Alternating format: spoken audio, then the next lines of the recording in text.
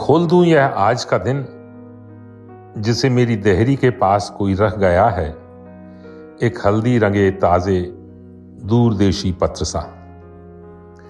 थरथराती रोशनी में हर संदेशे की तरह यह एक भटका संदेश भी अनपढ़ा ही रह न जाए।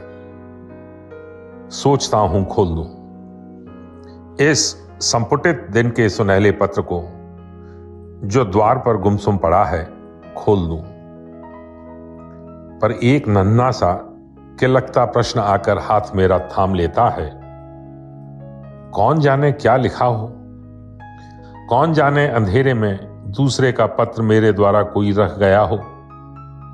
कहीं तो लिखा नहीं है नाम मेरा, पता मेरा। आह, कैसे खोल दूं। हाथ जिसने द्वार खोला, क्षितिज खोले, दिशाएं खोली। न जाने क्यों इस महकते मूक हल्दी रंगे ताजे किरण मुद्रित संदेशे को खोलने में कांपता है।